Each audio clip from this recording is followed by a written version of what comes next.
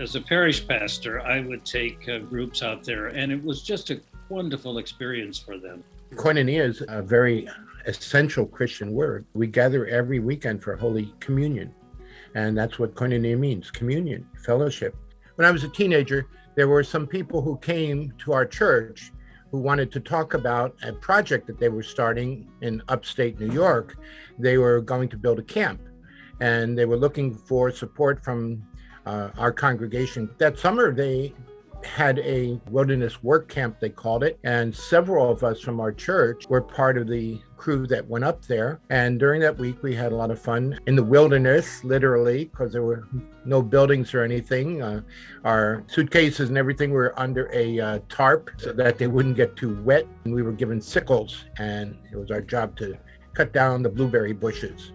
Koinonia is located in the lower Catskills of Sullivan County in New York State.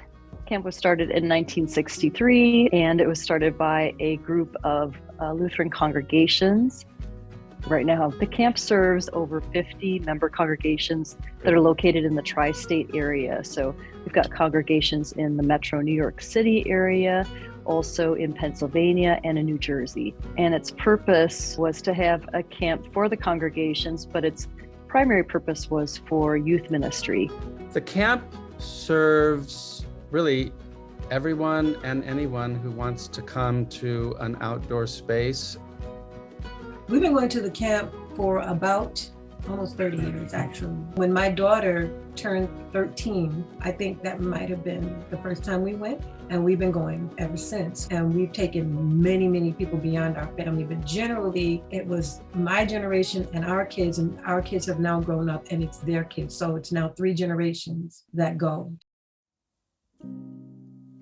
The trail building was burned down, beloved retreat center for young people and larger groups. And then a few months later, found out that the buildings all had mold, severe enough mold that the Department of Health said that the camp could no longer be open. And so that summer was a real time of reckoning, because people had to really start to think, 1, do we have the finances to reopen the camp? And 2, should we reopen the camp? Is this maybe the end?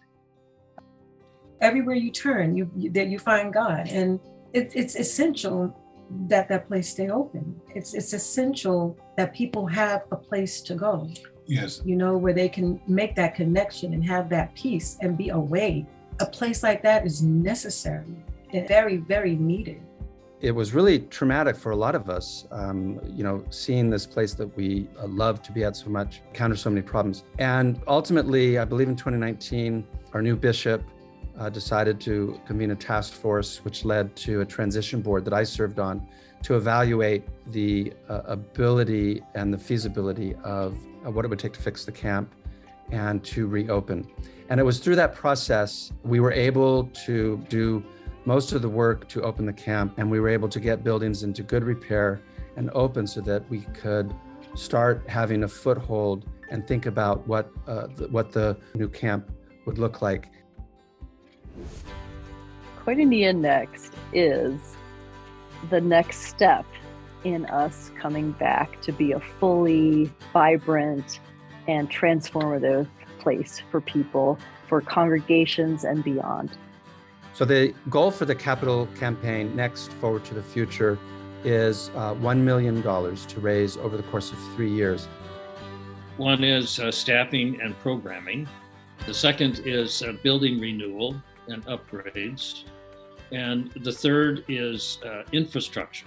All of that is in the campaign. And then the stretch of $500,000 is intended to address rebuilding of the shower house, which also will require, according to the New York State Department of Health, will require a proper septic system, which we've never had there.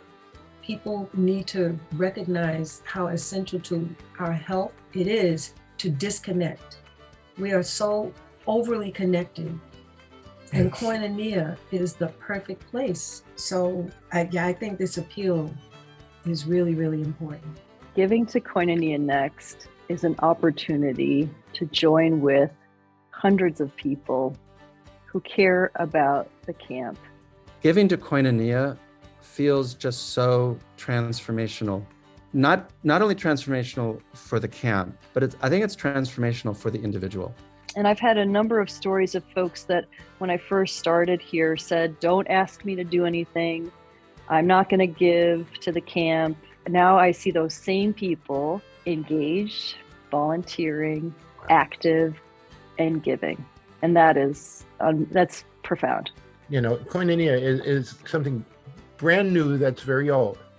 It sounds strange to say that, but I've got rich memories of the camp, but I also have great hopes for the future.